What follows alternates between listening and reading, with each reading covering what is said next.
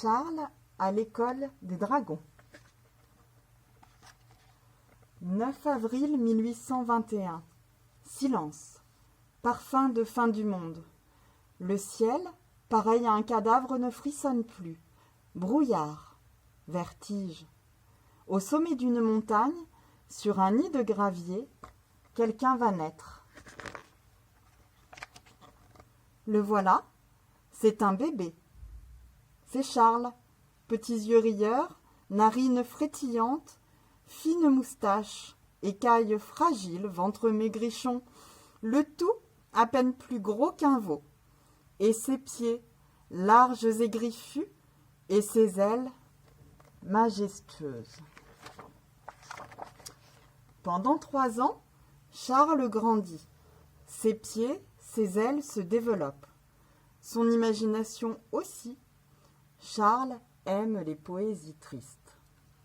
Le monde est si moche, cher papa, chère maman, regardez l'horizon, et dites-moi si je mens. Ignoble cieux, horrible mont, vilaine vallée, tant de misère et de laideur, c'est dur à avaler. Sinon, Charles est toujours aussi maigrichon. Mais c'est le plus beau, répètent ses parents. Le plus beau dragonnet du monde. Jusqu'au jour où son papa l'accompagne à l'école au pied du grand arbre.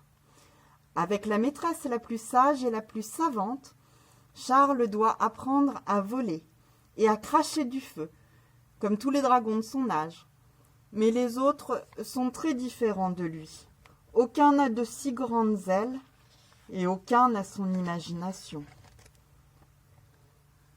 J'ai le corps d'une gazelle, mais je suis un dragon. Regardez bien mes ailes, écoutez mon jargon. Voyager mes pieds pareils à 2 grosses pastèques. N'importe quel orteil, je le transforme en steak. Les autres disent que Charles parle bizarrement, qu'il les bouscule, qu'il est maladroit et leur écrase les pieds. Alors Charles se retrouve seul au fond de la classe. On le surnomme le poète. Tous le boudent, excepté une mouche attirée par l'odeur de ses pieds et la maîtresse distribuant les cahiers. « Première leçon, dit la maîtresse. Pour cracher du feu, vous commencez par ouvrir la gueule en grand. Vous gonflez vos poumons, vous vous raclez la gorge, et ensuite vous crachez. » Le premier trimestre, les petits dragons noircissent leurs cahiers page après page. Et puis très vite, chacun brûle un cahier par jour. Sauf Charles. Charles qui écrit.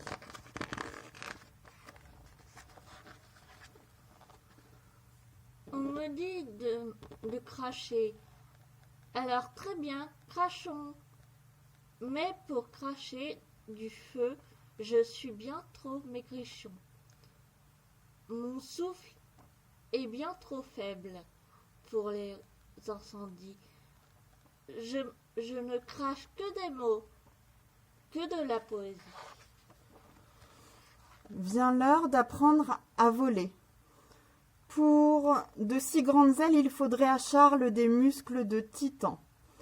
La maîtresse a beau lui dire de grimper sur la branche la plus haute pour prendre de l'élan, Charles finit toujours par terre sous les rires de ses camarades. Riez, riez, petit dragon, de me voir sur les fesses. Mais bientôt je volerai, ça j'en fais la promesse. Tous les jours, Charles rentre de l'école à pied. Tête basse, il traîne ses ailes derrière lui. La vie lui semble si pénible, si compliquée. Combien de fois ses parents lui ont-ils répété qu'il était le plus beau dragon du monde, alors que tous les autres le trouvent comique et laid.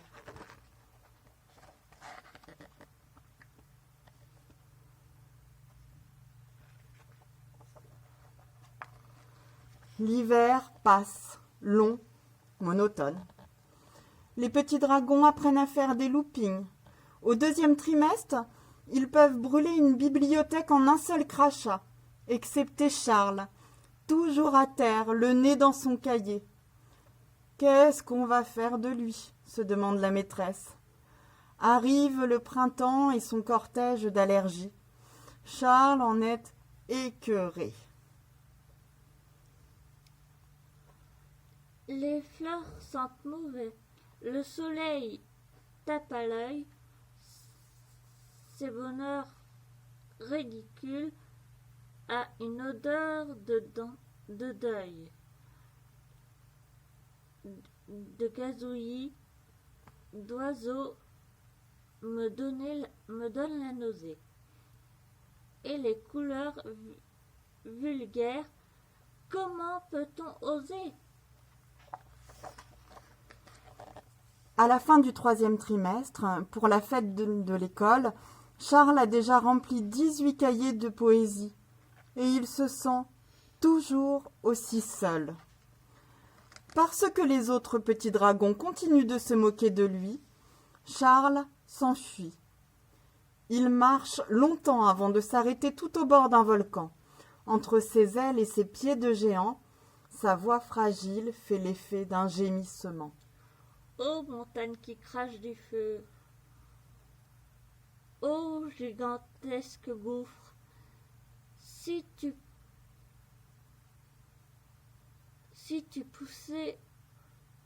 pouvais te taire un peu, tu entendrais combien je souffre. À ces mots, le volcan se met à trembler plus fort. Une épaisse fumée jaillit de son cratère.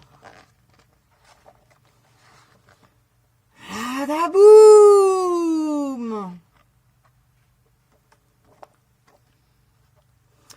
Le souffle de l'explosion projette Charles dans les airs comme un boulet de canon. Il monte dans le ciel toujours plus haut. Un court instant, il semble flotter au-dessus des nuages, et puis il retombe dans sa chute. Il serre son cahier de poésie contre son cœur. Adieu maman, adieu papa, adieu monde cruel et sans joie. Cette fois, c'est bel et bien fini. Je crois mourir un mercredi. Nous sommes dimanche, le coupe une toute petite voix. Qui a parlé demande Charles. Est-ce un ange ? Ce n'est que moi, répond la mouche qui le suit partout. Qu'attends-tu pour déplier tes ailes ? Regarde les miennes, elles sont minuscules et pourtant je vole. Je fais même des acrobaties. Alors pourquoi pas toi ?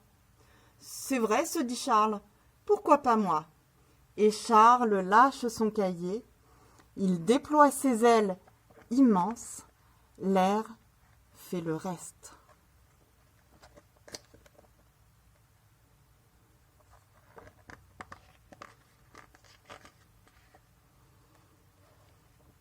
Je plane, hurle Charles. Mais comment je fais pour virer ? Avec tes pieds, gros bêta, répond la mouche. Ils sont assez grands pour ça, non ? À la fête de l'école, tout le monde lève la tête. Il est 12:05 et la lumière se voile soudain. Une tache sombre masque le soleil. C'est Charles. À lui tout seul, il pèse comme un couvercle sur la vallée. Il fait la nuit. Le poète, crient les petits dragons en chœur. C'est Charles, Charles le poète. Il faut fêter ça, dit la maîtresse. Et profitant de cette nuit soudaine, à midi pile, elle déclenche le plus énorme de tous les feux d'artifice, partout dans le ciel. À l'ombre de Charles, les fusées explosent, les couleurs fusent, tout le monde éclate de joie. C'est le plus beau, répètent les parents de Charles, le plus beau du monde. Parlent-ils du feu d'artifice ou de leur fils ?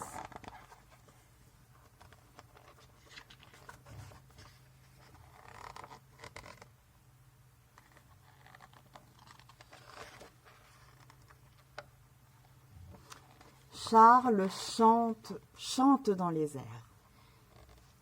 Qu'ils ont l'air bêtes, qu'ils sont bas. Vu d'en haut, on se voit que leur tête. Chacun semble si plat On dirait des omelettes. Et notre jeune dragon s'en va. Son cœur palpite de joie, il est désormais assez grand pour visiter le vaste monde. Il s'est volé, il s'est craché du feu. Alors, poursuivant son chemin, il disparaît à l'horizon, plein de promesses.